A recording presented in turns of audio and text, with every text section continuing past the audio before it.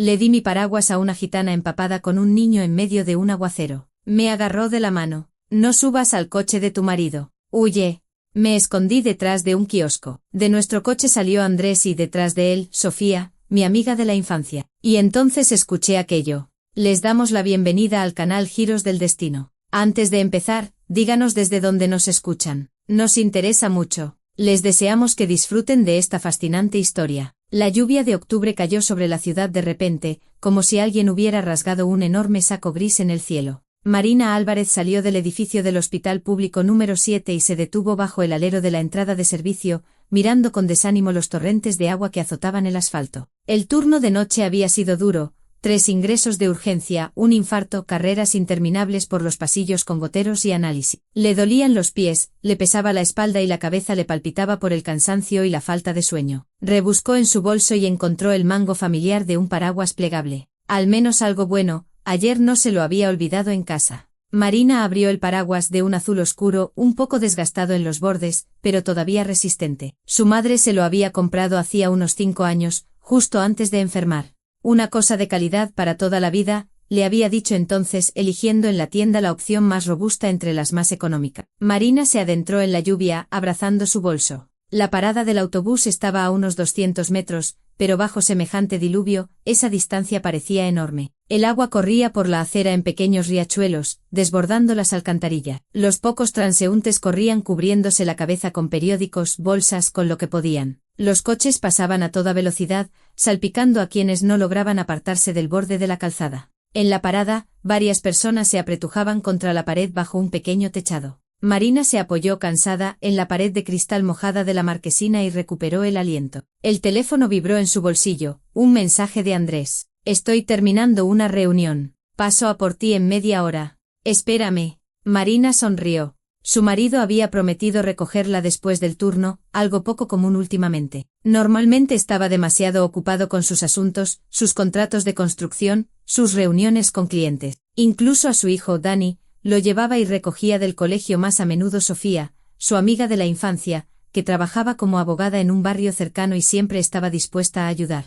Marina suspiró, mirando la lluvia. Sofía era una verdadera amiga, más que eso, una hermana. Eran amigas desde primero de primaria, habían pasado juntas las graduaciones, los primeros amores, las decepciones. Cuando Marina le presentó a Andrés hacía 10 años, Sofía le dijo de inmediato, es un buen chico, no lo dejes escapar. Y tenía razón, Andrés resultó ser un marido fiable y trabajador. Cierto es que en los últimos meses se había vuelto algo distante, se quedaba hasta tarde en el trabajo constantemente y miraba más el móvil que a ella. Pero Marina lo achacaba al cansancio. Realmente tenía muchos encargos. A su lado, bajo el techado, una mujer mayor con un pañuelo de tela empapado y un abrigo viejo sostenía en brazos a un niño de unos 3 años. El pequeño estaba envuelto en una especie de manta, pero estaba completamente calada. El niño lloriqueaba en voz baja, acurrucándose contra la mujer.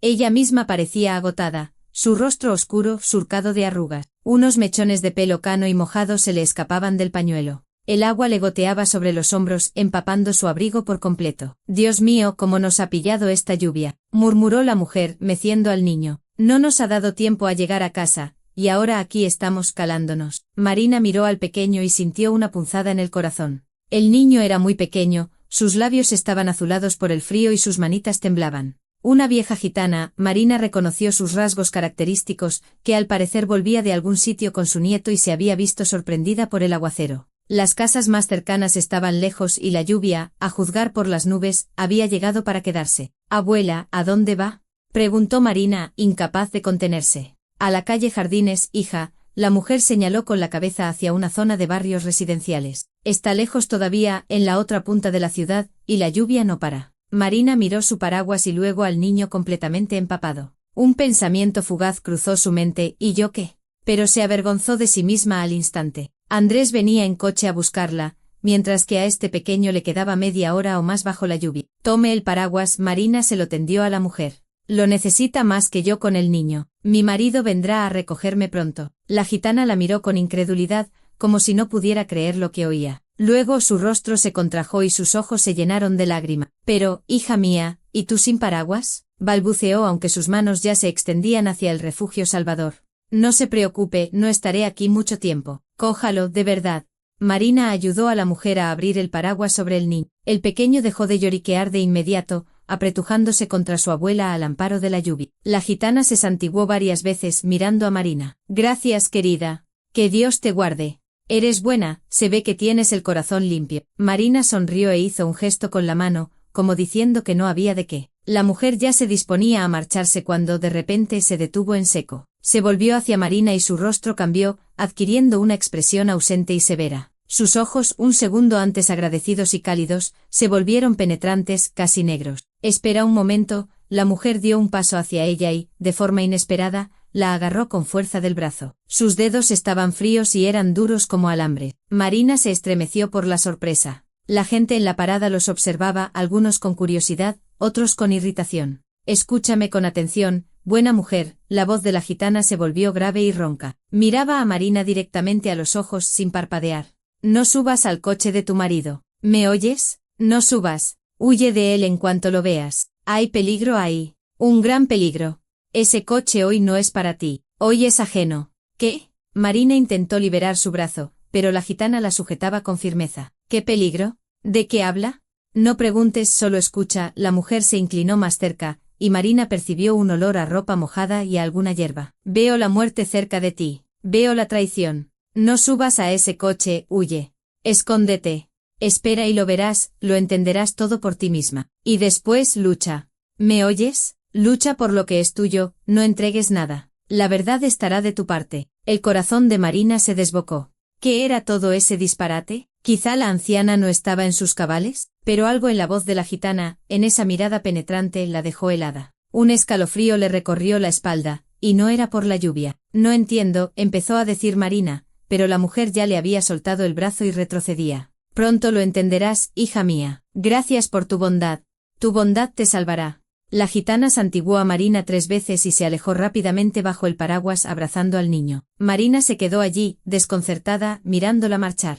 El brazo que la mujer le había apretado le dolía, como si de verdad lo hubieran atenazado con unas pinzas. Las otras personas en la parada cuchicheaban, alguien soltó una risita. Esas gitanas siempre andan soltando profecías para asustar a la gente. Tonterías, intentó convencerse Marina, pero la ansiedad no la abandonaba. El corazón le seguía latiendo con fuerza y tenía la boca seca. Sacó el teléfono y miró la hora. Andrés debía llegar en unos 15 minutos. Un coche normal, un viaje normal a casa. ¿Qué podía pasar? La lluvia arreció golpeando el techo de la marquesina. Marina se encogió, sintiendo como el frío se le colaba bajo la chaqueta. Sin paraguas se estaba empapando rápidamente. Las gotas llegaban incluso bajo el techado, pues el viento las arrastraba de lado. Pero sus pensamientos estaban en otra parte. Las palabras de la gitana resonaban en su cabeza. No subas al coche de tu marido. Peligro. Traición. Absurdo, intentó de nuevo ahuyentar los malos pensamientos. Quizá la anciana tenía visiones por el cansancio, o la estaba asustando a propósito para luego sacarle dinero por quitarle un mal de ojo. Pero una voz interior le susurraba, ¿y sí?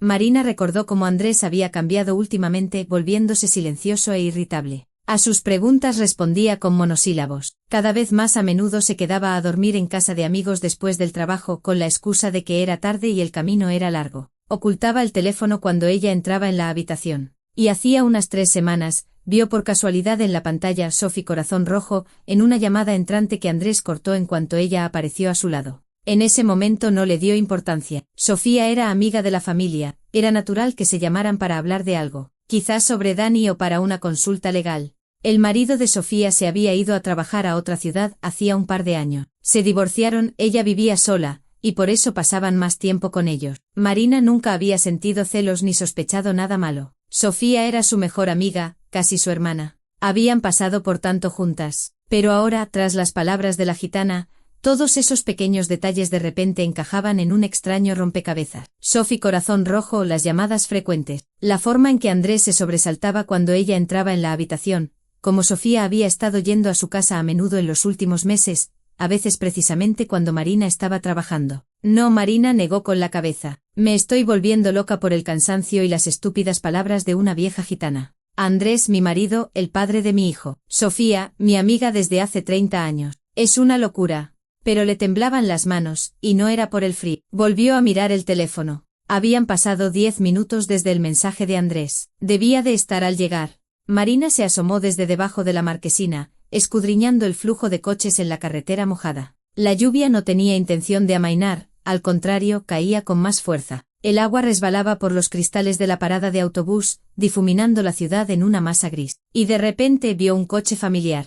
Un Hyundai plateado, el mismo en el que ella y Andrés llevaban viajando los últimos 4 años. Se sabía la matrícula de memoria. El coche avanzaba lentamente como si el conductor buscara a alguien o algo. Marina ya abría la boca para salir de la marquesina y hacerle una seña, pero algo la detuvo. Las palabras de la gitana le golpearon la cabeza como un martillo. No subas al coche de tu marido. ¡Huye! Marina se quedó paralizada. La mano, que ya había levantado para saludar, bajó lentamente. El corazón le latía tan fuerte que parecía que todos en la parada podían oírlo. Una ansiedad interna, un instinto animal de supervivencia, la hizo retroceder a la sombra de la marquesina, pegándose a la pared de cristal. El coche pasó de largo la parada y se detuvo a unos 50 metros, junto a un kiosco de prensa. Marina vio la familiar pegatina en la luna trasera, un muñequito de dibujos animados que Dani había pegado el año pasado. Era su coche sin duda. ¿Qué estoy haciendo?, pensó.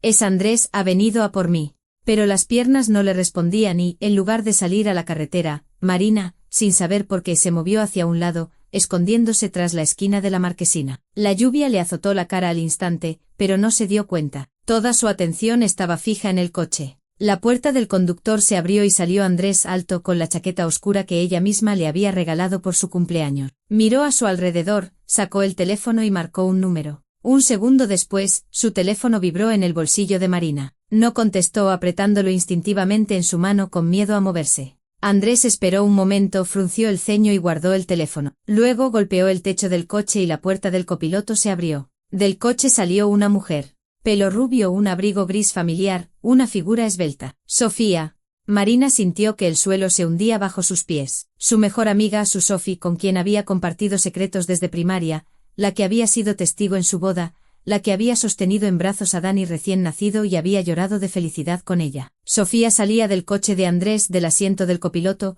el mismo lugar donde siempre se sentaba Marina. Quizás solo la está llevando a algún sitio, pensaba Marina febrilmente, aferrándose a los últimos hilos de esperanza. Quizás se encontraron por casualidad y le ofreció llevarla, y ahora viene a por mí. Pero lo que ocurrió a continuación destrozó esas esperanzas en 1000 pedazos. Andrés y Sofía estaban de pie junto al coche bajo la lluvia, hablando. Sofía sacó un paquete de cigarrillos de su bolso, cuando había empezado a fumar, y le ofreció uno a Andrés. Él lo encendió, dio una calada, y Marina vio cómo su mano se posaba en la cintura de Sofía, de una forma tan casual, tan habitual, como la posa una persona para quien ese gesto es familiar, natural. Sofía se apoyó en él, y se quedaron así bajo la lluvia, fumando como si fuera la escena más normal del mundo. A Marina se le cortó la respiración. Todo en su interior se contrajo en un nudo apretado y doloroso. Le flaquearon las piernas y se agarró al borde del kiosco para no caer. La lluvia le corría por la cara, mezclándose con las lágrimas que brotaban solas de sus ojos. No pensaba. No es lo que creo. Es solo que. Pero su corazón ya sabía la verdad. La forma en que estaban, la forma en que Andrés miraba a Sofía, como la tocaba, eso no era amistad. Era intimidad, cercanía. Marina permanecía detrás de la esquina del kiosco, con la espalda pegada a la pared mojada, incapaz de apartar la vista de aquella escena. La lluvia golpeaba el tejado y se le colaba por el cuello de la chaqueta, pero no sentía el frío, todo su cuerpo estaba entumecido por el shock. Andrés le decía algo a Sofía. Ella asentía mientras daba una calada a su cigarrillo. Se veían tan tranquilos, tan naturales juntos, como si fuera una tarde cualquiera para ellos. Andrés terminó de fumar, arrojó la colilla a un charco y abrazó a Sofía por los hombros. Se quedaron así unos segundos. Luego él se inclinó y la besó. No en la mejilla, no un beso amistoso. En los labios, largo, tierno. Marina cerró los ojos con fuerza, pero se obligó a abrirlos de nuevo. Mira la verdad, por muy dolorosa que sea. Luego se alejaron del coche en dirección a una parada de autobús, una que estaba vacía a unos 50 metros del kiosco. La gente se había dispersado por la lluvia. Estaba completamente desierta. Andrés y Sofía se metieron bajo el techado para resguardarse del aguacero. Marina se movió con cuidado a lo largo de la pared del kiosco, situándose en el lado más cercano a la parada. Ahora solo la separaba de ellos la delgada pared de cristal de la marquesina. Ellos estaban dentro bajo el techo y ella fuera, detrás de la pared trasera, pegada al cristal frío. No podía verlos, pero sus voces se oían con claridad. El cristal era fino y la marquesina actuaba como una caja de resonancia. Le temblaban las manos mientras buscaba el teléfono en el bolsillo. Los dedos, torpes, resbalaban por la pantalla mojada. Tengo que grabarlo, tengo que registrar esto. No entendía por qué, pero una voz interior, la misma que la había obligado a esconderse, insistía. Graba, es importante, lo necesitarás. Marina pulsó el icono de la grabadora de voz, que nunca antes había usado. La aplicación se abrió, el botón rojo de grabación parpadeaba, esperando. Lo pulsó y pegó el teléfono al cristal, lo más cerca posible de donde venían las voces. Bueno, tenemos que irnos, llegó la voz de Andrés a través de la delgada pared. Ya debe de estar esperando en la parada. Si sospecha algo se irá todo al traste. Tranquilízate, Sofía le pasó una mano por el pecho y el gesto fue tan íntimo, tan habitual, que Marina sintió náuseas. Marina no sospecha nada. Es una santa, nuestra ingenua. ¿Has visto cómo me mira? Como si fuera su hermana. Nunca se lo creería, ni aunque se lo dijeras a la cara. Andrés soltó una risita. Sí, ingenua hasta la estupidez. Menos mal que se te ocurrió este plan. A mí nunca se me habría pasado por la cabeza. Para eso soy abogada, cariño, había un tono de satisfacción en la voz de Sofía. Es un método probado, ya lo he hecho 2 veces. Funciona a la perfección si se organiza todo bien. Marina se apretó más contra la pared, sintiendo cómo se le helaba la sangre en las venas. ¿Un plan? ¿Qué plan? ¿De qué estaban hablando? Recuérdamelo otra vez, pidió Andrés, sacando otro cigarrillo. Quiero asegurarme de que lo he entendido todo. Sofía encendió uno también, sacudió la ceniza y empezó a hablar con un tono profesional, como si le explicara a un cliente las condiciones de un contrato. Mira, pasado mañana llevas a Marina a una consulta con el psicoterapeuta. Le dices que últimamente se comporta de forma extraña, que estás preocupado. Ya sabes que se le olvidan las cosas, cambios de humor, insomnio, todo lo que hemos hablado. Se negará a ir, objetó Andrés. No se negará. Llevo una semana comiéndole la cabeza. Le digo que está agotada, que su trabajo es estresante, que no le vendría mal descansar, hacerse un chequeo. Ayer mismo me confesó que duerme mal, que le duele la cabeza. Me pidió que le recomendara un buen especialista. Pobre tonta ingenua. Sofía se rió y esa risa, ligera y satisfecha, atravesó a Marina más que un cuchillo. Era su amiga, su Sophie. ¿Cómo podía? Entonces tu médico le dará un informe, precisó Andrés. El doctor Salgado es un viejo conocido. Le ayudé una vez con un asunto. Me debe un favor. Escribirá que la paciente muestra síntomas de esquizofrenia y que requiere observación en régimen de internamiento. Tú, como su legítimo esposo, firmarás el consentimiento para la hospitalización. Marina ni se enterará de lo que pasa hasta que se la lleven. ¿Y después? Después es sencillo. A las 2 semanas, mientras ella esté en la clínica, pides el divorcio. Yo preparo los papeles para que te concedan la custodia de Dani, basándome en que la madre es legalmente incapaz y está en tratamiento. Luego conseguimos el informe de otro psiquiatra, también conocido mío, que certifique que Marina representa un peligro para el niño. El juez le priva de la patria potestad. Marina se mordió el puño para no gritar. Dani, mi niño. Querían quitarle a su hijo. ¿Y el piso? Preguntó Andrés. El piso es lo más fácil. Está a nombre de Marina, lo heredó de su madre. Pero tú estás empadronado allí y estáis casados. Además, Dani también está empadronado. Marina, estando en una clínica psiquiátrica y declarada legalmente incapacitada, no podrá disponer de sus bienes. Tú, como único progenitor con derechos y exmarido, obtendrás por vía judicial el derecho de uso y disfrute de la vivienda. Y luego, cuando declaren a Marina incapacitada de forma permanente, cosa que conseguiremos, tengo 3 psiquiatras que escribirán lo que sea por dinero, el piso se pone a nombre de Dani. Tú eres su representante legal y administras sus bienes hasta que sea mayor de edad. En la práctica, el piso es tuyo. Nuestro, la corrigió Andrés atrayéndola hacia él. Nuestro piso, nena. 3 habitaciones en el centro, unos 80 metros. ¿Cuánto vale ahora? Unos 400 o 500.000 euros, para ser exactos, respondió Sofía. He mirado la tasación. Un buen pellizco por un par de meses de trabajo, ¿verdad? ¿Y, Marina? ¿Se quedará para siempre en el psiquiátrico? Eso ya no es problema nuestro. Sofía se encogió de hombro. Por ley, si una persona es declarada incapacitada, queda bajo la tutela del Estado o de sus familiares. Familiares, aparte de ti y de Dani, no tiene. Tú no te harás cargo de su tutela, os divorciaréis oficialmente. ¿Y para qué la querrías? Dani es menor, así que se encarga el Estado. La trasladarán a un centro especializado para enfermos mentales, y allí pasará el resto de sus días, atiborrada de pastillas. Suena un poco cruel, Andrés se rascó la nuca, pero en su voz no había arrepentimiento, sino una ligera duda. ¿Cruel? Sofía se apartó y lo miró fijamente. Andrés, ¿quieres una vida normal o no? ¿Quieres vivir en tu propio piso en vez de alquilar cuchitriles? ¿Quieres que estemos juntos, que Dani crezca con comodidades? ¿O vas a seguir arrastrando la carga de esa mosquita muerta que ni siquiera sabe vestirse? Mírala siempre con esas batas de enfermera ridículas, agotada, sin maquillar.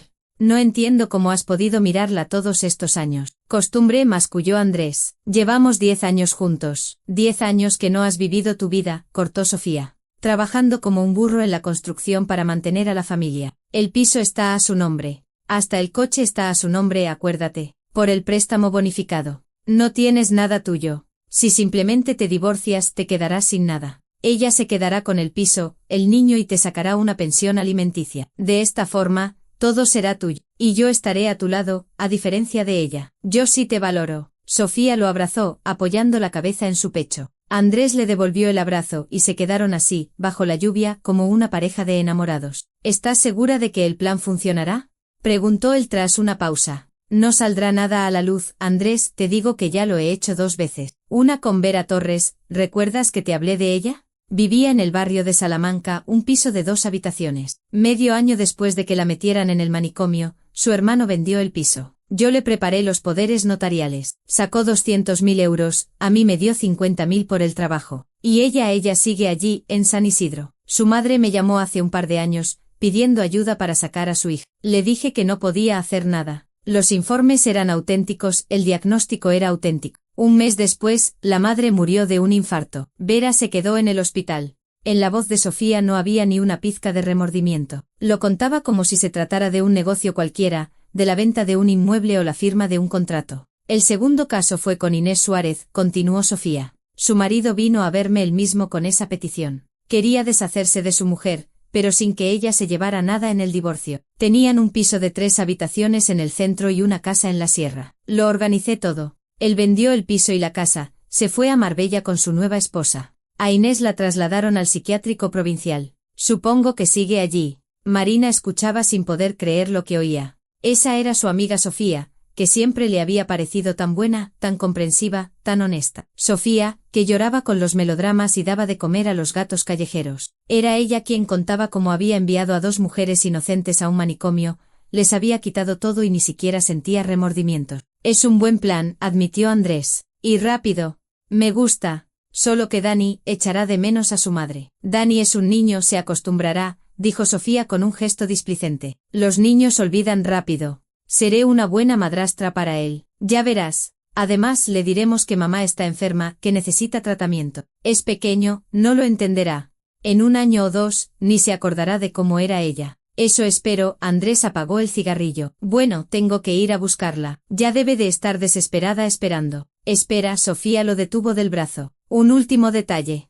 Cuando vaya a la consulta con Salgado, tienes que estar con ella. Dile al médico que últimamente se queja de oír voces en su cabeza, que ve cosas que no existen, que tienes miedo de dejarla a solas con Dani porque podría hacerle daño al niño. Pero ella lo negará, observó Andrés. Claro que lo negará. Todos lo hacen. Pero cuanto más lo niegue, con más seguridad Salgado confirmará el diagnóstico. La negación de la enfermedad es un síntoma clásico de la esquizofrenia. Además, le daré un par de grabaciones de nuestras conversaciones, donde Marina supuestamente dice cosas raras. Las montaré a partir de nuestras charlas normales. La tecnología hoy en día lo permite. Una grabación con su voz donde, por ejemplo, dice que quiere hacer daño a alguien o que ve fantasma. Salgado lo adjuntará al expediente como prueba. Eres un genio. Andrés la atrajo hacia sí y la besó. Sabes, soy feliz de que estemos juntos. Eres tan lista, tan guapa. No como ella, siempre cansada, siempre con sus ropas de hospital. Pronto seré tu mujer, susurró Sofía. Oficialmente. Y por fin viviremos una vida normal. ¿Y Dani, de verdad estás dispuesta a ser su madre? Dani es un buen chico. Y además ya paso mucho tiempo con él, lo llevo al colegio, juego con él. Me quiere. Incluso más que a Marina, me parece. Ella siempre está en el trabajo, y yo siempre saco tiempo para él. Marina se quedó inmóvil, y las lágrimas le caían a raudales por las mejillas, mezclándose con la lluvia. Dani, mi Dani. ¿Sería verdad?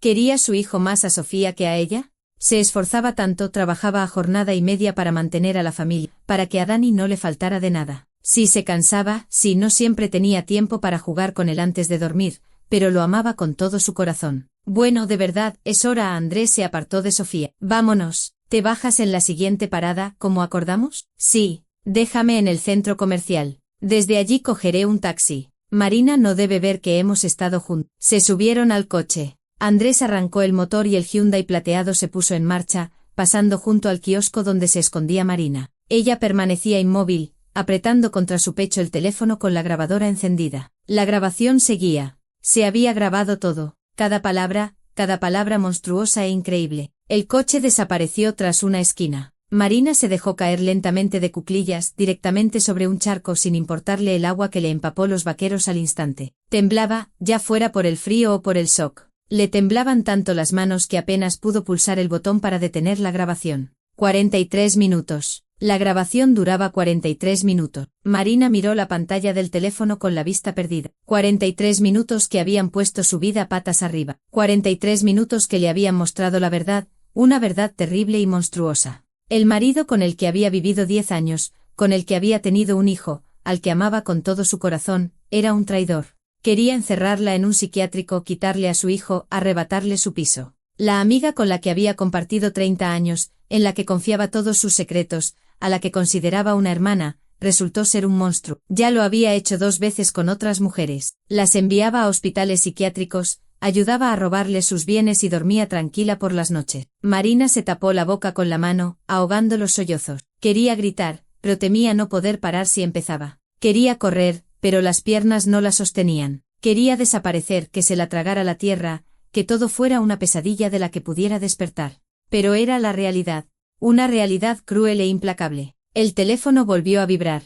Un mensaje de Andrés. ¿Dónde estás? Estoy en la parada. No te veo. ¿Te has ido? Marina miró la pantalla y por primera vez en su vida, sintió un odio puro. No creía ser capaz de un sentimiento así, pero la inundó como una ola, caliente y oscura. Ese hombre que le escribía ahora con una preocupación fingida, quería destruirla, quitarle a su hijo, encerrarla en un psiquiátrico para el resto de su vida, atiborrándola de pastillas hasta la demencia. Y esa mujer, que se hacía llamar su amiga, lo planeaba todo a sangre fría, como un proyecto de trabajo. No, no pasará. Marina se secó la cara con una mano temblorosa y se puso en pie, sintiendo las piernas como si fueran de algodón. La lluvia seguía cayendo, pero ya no la notaba. Sus dedos, húmedos y fríos, apenas lograban pulsar la pantalla del teléfono. Tengo que actuar, tengo que pensar, tengo que guardar esta grabación. Tengo que... No sabía qué tenía que hacer. Su mente estaba en blanco, los pensamientos se dispersaban. Pero una cosa entendía con certeza, no podía volver a casa.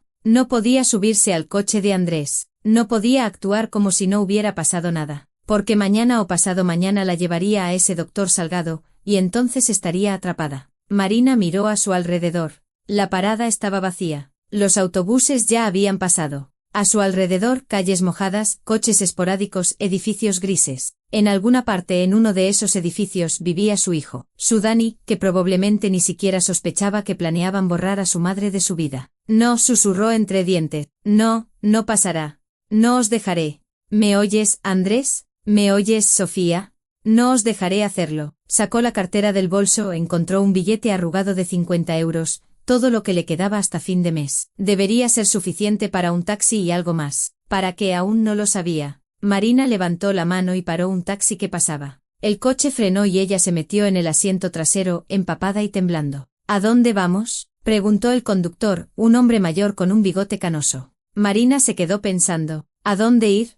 ¿A casa de los padres de Andrés? Siempre lo habían apoyado en todo, no la creerían. ¿A sus propios familiares? No tenía. Su madre había muerto hacía 3 años. A su padre no lo veía desde la infancia. Sus amigas eran todas comunes, todas conocían a Sofía, nadie la creería. Y entonces se acordó, don Víctor Ramos, un abogado que conocía por su madre. Le había ayudado a tramitar la herencia cuando su madre murió. Un hombre honesto y de principios, de la vieja escuela. Su madre decía que se podía confiar en él. Al Paseo del Prado, logró decir Marina. Número 17. El conductor asintió y arrancó. Marina apretó el teléfono contra su pecho como el tesoro más valioso. En ese pequeño aparato estaba la grabación, la prueba de su culpabilidad, su salvación. Gracias, abuela, pensó, recordando a la gitana con el niño. Gracias por avisarme, gracias por no haberme subido a ese coche. Quizá fue una señal o simple suerte, pero me salvaste la vida. El taxi se deslizaba por las calles mojadas. Los limpiaparabrisas barrían el agua del cristal. Marina miraba por la ventana, pero no veía nada. En su cabeza bullían los pensamientos, terribles, dolorosos, pero ya más claros. Iba a luchar. No les entregaría a su hijo, no les entregaría su piso, no permitiría que la encerraran en un psiquiátrico. Demostraría a todos que estaba cuerda. Encontraría a esas mujeres, Vera e Inés, a las que Sofía había encerrado en hospitales. Las sacaría de allí, si aún vivían. Castigaría a esos monstruos. La verdad estaba de su parte y esa grabación era su arma. Don Víctor Ramos vivía en la planta baja de un antiguo edificio de ladrillo. Cuando Marina llamó al timbre, eran casi las 9 de la noche. La puerta se abrió casi de inmediato. ¿Marina? El anciano abogado entrecerró los ojos, observando a la mujer empapada en su umbral. Hija, ¿qué ha pasado? Don Víctor tenía el mismo aspecto que 3 años atrás. Pelo cano, rasgos severos, unos ojos grises y perspicaces tras unas gafas de montura fina. Llevaba una chaqueta de punto sobre la camisa. Don Víctor, necesito su ayuda. Urgente. No sé a quién más recurrir. El abogado la examinó con una mirada atenta y en silencio, se hizo a un lado para dejarla pasar. Entra. Ahora te traigo una toalla. Marina entró en el conocido salón. Las paredes estaban cubiertas de estanterías con libros. Junto a la ventana había un imponente escritorio lleno de carpetas. Olía a libros viejos, a café y a tabaco. Don Víctor volvió con una toalla y una manta, y luego le trajo un té caliente con miel. Bebe y cuéntamelo. Con calma, en orden. Marina rodeó la taza caliente con sus manos temblorosas y empezó a hablar. Le contó lo de la gitana, la advertencia, como había visto a Andrés con Sofía, la conversación que escuchó, la grabación, el plan que Sofía ya había ejecutado 2 veces, las 2 mujeres, Vera Torres e Inés Suárez. Don Víctor escuchaba en silencio sin interrumpir. Cuando terminó cogió el teléfono y puso la grabación. Escuchó durante 43 minutos, frunciendo el ceño de vez en cuando. Cuando la grabación terminó, se quitó las gafas y se frotó el puente de la nariz. Dios mío, qué miserables. Marina sintió un alivio inmenso. Le había creído. Don Víctor, ¿qué hago? No puedo volver a casa. Me quitarán a mi hijo. A casa no volverás, dijo el abogado con firmeza. Te quedarás aquí. Tengo una habitación de invitados. Mañana empezaremos a actuar. Ahora, copia esa grabación. Envíamela por correo a un pendrive a la nube que esté guardada en varios sitios. Marina cogió el teléfono. 20 minutos después, la grabación estaba guardada en 5 lugares diferentes. Bien. Ahora, vayamos por partes. Mañana por la mañana iremos a una clínica privada. Conozco a una buena psiquiatra, la doctora Larrea. Te hará un examen completo y te dará un informe sobre tu salud mental. Pero Andrés dirá que yo. Andrés puede decir lo que quiera. Tendremos una evaluación independiente de una doctora con una reputación impecable. Además pediremos informes de tu trabajo, una carta de recomendación del director del hospital, testimonios de tus compañeros. Todo lo que demuestre tu normalidad. Marina escuchaba y por primera vez en toda la noche sintió una pequeña chispa de esperanza. Luego necesito los datos de esas mujeres. Si de verdad están en instituciones psiquiátricas de forma ilegal, esto es un caso muy gordo. Tenemos que encontrarlas, conseguir sus historiales médicos, averiguar quién hizo los diagnósticos. Sofía mencionó al doctor Salgado. Salgado, una clínica privada en Argüelles, creo que dijo. No estoy seguro. No importa, lo averiguaremos. Revisaremos su práctica de los últimos años. Si de verdad ha estado emitiendo informes falsos, debe de haber otras víctimas. El abogado abrió su portátil y empezó a teclear. Don Víctor, ¿y qué hago con Dani? Está en casa, con Andrés. No puedo dejarlo allí. El abogado levantó la vista. Marina, lo entiendo, pero no podemos actuar de forma precipitada. Si vas ahora y te llevas al niño, Andrés montará un escándalo. Dirá que has secuestrado a tu hijo. Necesitamos tiempo, unos días para reunir pruebas, preparar el caso. Pero Dani, ¿qué le digo? Llámalo mañana por la mañana. Dile que tienes que quedarte más tiempo en el trabajo. El niño esperará. Lo principal es actuar estrictamente según la ley. Solo así ganaremos. Marina asintió aunque el corazón se le encogía de angustia. Una cosa más. Tienes que estar preparada. Esto no será fácil. Sofía es una abogada con experiencia. Conoce los resquicios de la ley. Presionarán, intentarán intimidarte, quizá chantajearte. Tienes que mantenerte firme, no reunirte con ellos a solas. Y lo más importante, no dejes que sepan que conoces su plan. Lo haré. Debo hacerlo por Dani. Bien hecho. Ahora, ve a descansar. Marina se levantó pero se detuvo en la puerta. Don Víctor, ¿por qué me ayuda? El viejo abogado se quitó las gafas y se frotó los ojos cansado. Marina, llevo 30 años ejerciendo. Casos como este son especialmente repugnantes. Arruinar la vida de una persona sana, encerrarla en un psiquiátrico, quitarle un hijo y todo parece legal sobre el papel. No puedo mirar para otro lado. Tu madre era una buena persona. Ayudaré a su hija. Esa noche Marina apenas durmió. Recordaba a Andrés como era 10 años atrás. Amable, atento, divertido. ¿Cuándo había cambiado todo? ¿Y Sofía? Repasaba en su memoria sus años juntas, el colegio, la universidad, las bodas, el nacimiento de Dani. Sofía siempre había estado ahí. Cuando su madre murió, fue Sofía quien se sentó a su lado toda la noche. ¿Habría sido todo mentira? A las 8 de la mañana, don Víctor ya llamaba a su puerta. Marina, levanta, tenemos que irnos. En la mesa había un desayuno preparado. Marina se obligó a comer unas cuantas cucharadas. Su teléfono no paraba de sonar con llamadas de Andrés. ¿Dónde estás? ¿Por qué no contestas? Dani está llorando, quiere a su mamá. El último mensaje fue el que más le dolió. Marina marcó el número de casa. Andrés contestó al primer tono. Marina, ¿dónde estás? ¿Qué ha pasado? Perdona, me quedé en casa de una amiga. Ayer me encontraba mal después del turno. Hoy tengo guardia, iré directa al trabajo. ¿Qué amiga? ¿Por qué no avisaste? Elena, del hospital. Se me quedó el móvil sin batería. No te preocupes, Dani pregunta por ti. Pásamelo. Se oyó un murmullo. Luego, la voz de su hijo. Mamá, Dani, cariño, hola, mi sol. ¿Qué tal estás? Bien. ¿Por qué no viniste? Estaba muy cansada, mi amor. Nos veremos pronto, te lo prometo. ¿Cuándo? Muy pronto. Hazle caso a papá. Vale. Mamá, la tía Sophie dijo que íbamos a ir al parque. ¿Vienes con nosotros? Marina cerró los ojos. La tía Sophie, que planeaba convertirse en su nueva mamá. Ya veremos, Dani. Un beso. Te quiero. Y yo a ti, mamá. Fueron a la clínica privada. La doctora Laura Larrea resultó ser una mujer de unos 50 años, con unos atentos ojos marrones y una voz tranquila. El examen duró 4 horas. La doctora habló con Marina, le hizo preguntas, le pasó varios tests. Marina respondió a todo con sinceridad, sin ocultar el estrés por sus problemas familiares. Es normal.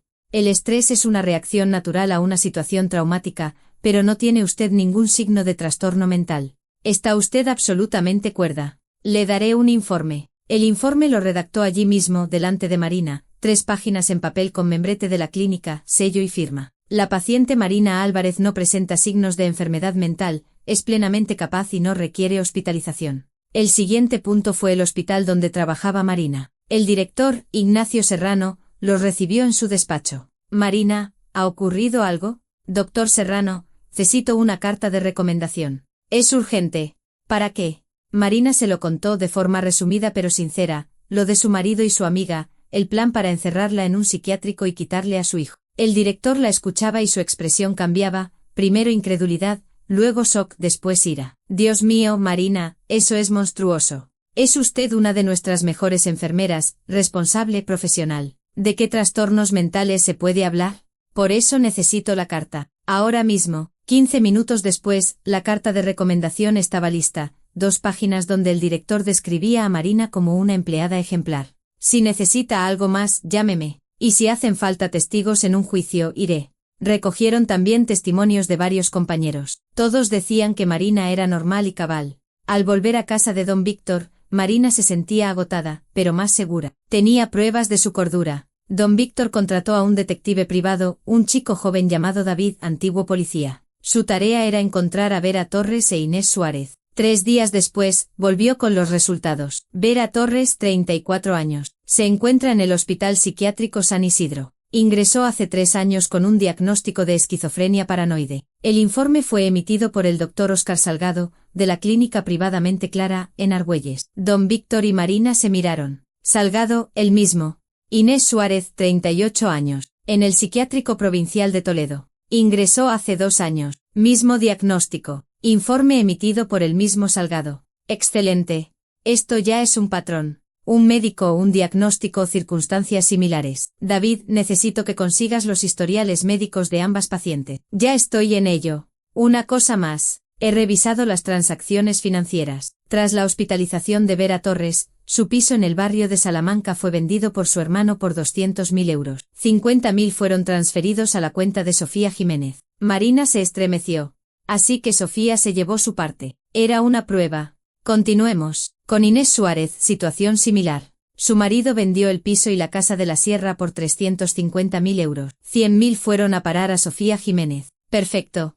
Tenemos un rastro financiero. 2 víctimas, un médico. Solo falta unir las piezas. Y un último dato. He investigado la clínica Mente Clara. En los últimos 5 años, han emitido 23 informes de hospitalización forzosa. Es una cifra muy alta para una clínica pequeña. ¿23 víctimas? Jadeó Marina. Quizá no todas, pero merece la pena investigarlo. Don Víctor se acercó a la ventana. Esto es más grande de lo que pensaba. Es un grupo criminal organizado. Sofía encuentra a las víctimas o acepta encargos. Salgado emite diagnósticos falsos. La víctima es ingresada en un psiquiátrico y sus bienes se venden. Sofía se lleva una comisión. Tenemos que ir a la policía. Iremos, pero primero reuniremos todas las pruebas. Necesito un par de días más. Esos días se hicieron eternos. Marina llamaba a Dani todos los días, hablaba con él, intentando sonar alegre. Andrés también llamaba.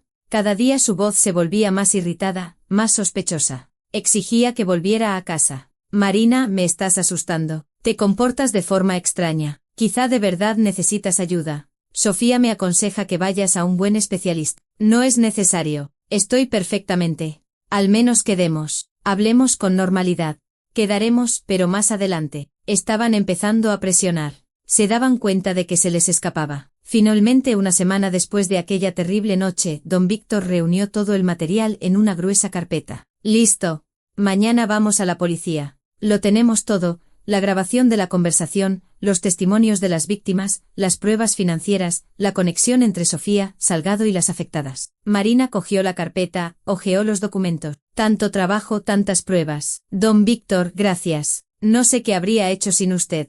Dale las gracias al destino y a esa gitana que te avisó. Si no fuera por ella, te habría subido a ese coche y todo habría salido según su plan. A la mañana siguiente fueron a la comisaría. Marina entregó la carpeta a la inspectora de guardia, una mujer de unos 40 años, con rostro cansado y mirada atenta. La inspectora escuchó, leyó, hizo preguntas, oyó la grabación. Su rostro se endurecía por momentos. Esto es grave. Muy grave. Si todo se confirma, es un caso penal. Estafa agravada, falsedad documental, detención ilegal. Se enfrentan a penas de prisión reales. Entonces, abrirán una investigación. La abriremos. Hoy mismo. Necesitamos hacer comprobaciones adicionales, interrogar a testigos, solicitar los historiales médicos, pero el material es suficiente. Marina sintió un gran alivio. Había empezado. La lucha por la justicia había comenzado. ¿Y mi hijo? ¿Puedo ir a por él? Espere unos días. Primero detendremos a los sospechosos y los interrogaremos. Después podrá recoger al niño tranquilamente. Si lo hace ahora montarán un escándalo, podrían acusarla de secuestro. Tenga un poco de paciencia. Marina asintió. Unos días más. Podría soportarlo. 2 días después, don Víctor la llamó con noticia. Han detenido a Sofía Jiménez y a Óscar Salgado. A los dos. A Andrés de momento no lo han tocado, pero está bajo investigación y con prohibición de salir del país. ¿Qué dicen? Sofía lo niega todo. Salgado también, pero las pruebas hablan por sí solas. La investigación sigue su curso. Marina cerró los ojos. Había empezado. Ahora solo quedaba esperar al juicio y recuperar a su hijo. Fijaron el juicio para mes y medio después. Durante ese tiempo, Marina volvió a casa.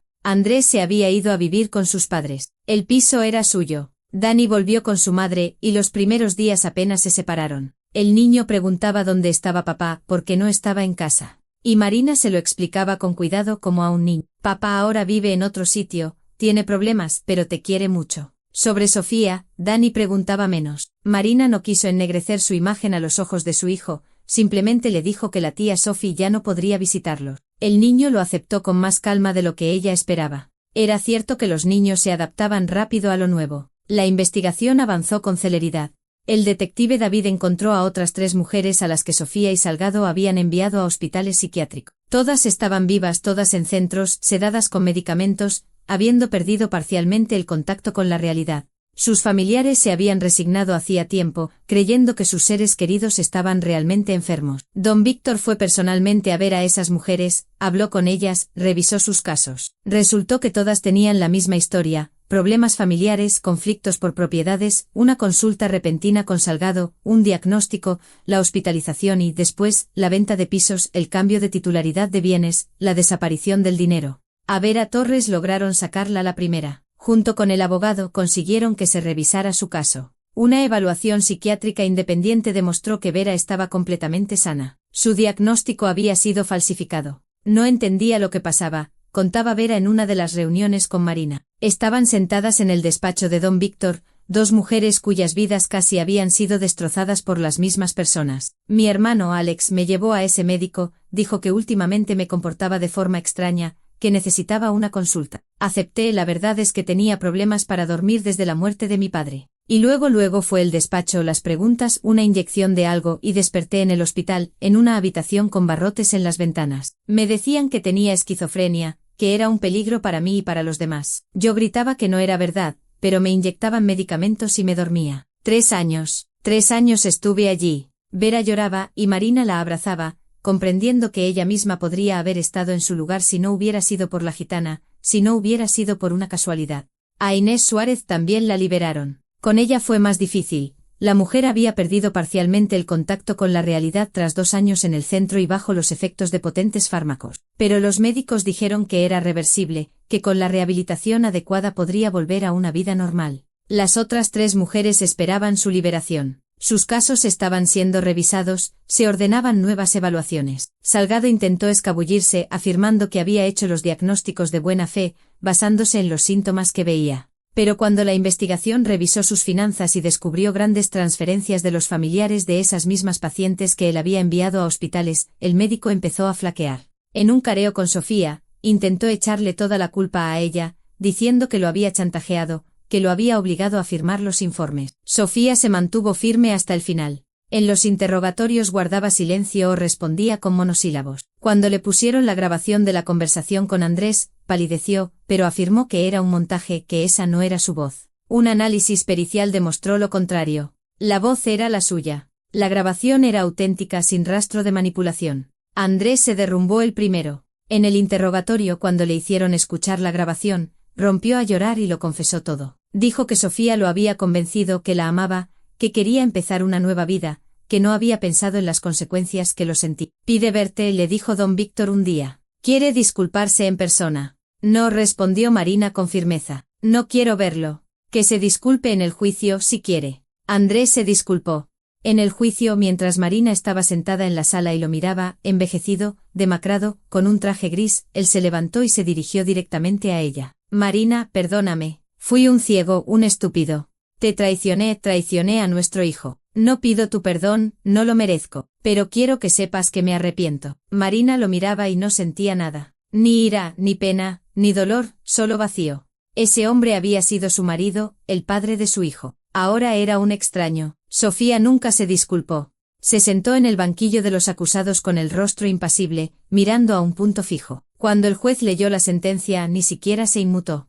La sentencia fue dura. Sofía recibió 9 años de prisión por estafa agravada, falsedad documental y cooperación en detención ilegal. Salgado, 8 años. Andrés, como cómplice que no llegó a consumar el delito, recibió 4 años de libertad condicional y la obligación de pagar a Marina una compensación por daños morales. Cuando se anunció la sentencia, se oyeron aplausos en la sala. Marina estaba sentada, sin poder creerlo. Se había acabado. La pesadilla había terminado. La vida, poco a poco, volvió a su nuevo cauce. Marina recibió la compensación de Andrés, 20.000 euros. No era mucho, pero era mejor que nada. El piso quedó enteramente para ella. El tribunal dictaminó que era de su propiedad exclusiva, recibido por herencia de su madre. Y entonces ocurrió algo inesperado. El director de una clínica privada, Caelus, la misma donde trabajaba la doctora Larrea, llamó a Marina personalmente. Marina, he oído su historia, dijo presentándose como Germán Robles. Me lo contó Laura. Me ha impresionado su entereza y su valor.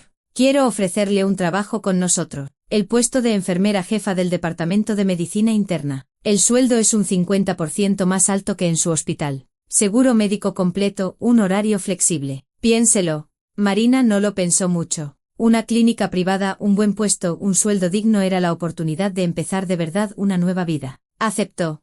El primer día de trabajo en Caelus fue emocionante. Nuevos compañeros, nuevo equipo, nuevas rutinas. Pero Marina se desenvolvía bien. Había superado mucho en los últimos meses. Eso la había fortalecido, la había hecho más fuerte. Dani se acostumbró a su nueva vida. Veía a su padre una vez por semana. Andrés iba al parque, paseaban juntos. Marina observaba desde lejos. No les impedía verse, pero tampoco dejaba que su exmarido se acercara demasiado. Era el padre de Dani, pero ya no formaba parte de su vida. Un día, 6 meses después del juicio, Marina volvía a casa del trabajo y vio una figura familiar. En un banco junto a la parada, estaba sentada una mujer mayor con un pañuelo y unas pesadas bolsas. Marina se fijó bien y la reconoció. La gitana, la misma a la que le había dado el paraguas. El corazón le dio un vuelco. Marina se acercó. La mujer levantó la cabeza y también la reconoció. Su rostro se iluminó con una sonrisa. «Buena mujer», exclamó. «Nos volvemos a encontrar». «Hola», Marina se sentó a su lado. «Yo quería darle las gracias. Me salvó la vida aquel día. Si no hubiera sido por su advertencia». «Lo sé, hija», la mujer le puso una mano en el hombro. «Lo veo en tus ojos. Lo superaste. Venciste. Te dije que la verdad estaba de tu parte. Y así fue. Pero ¿cómo lo supo? ¿Cómo lo vio?» La gitana sonrió.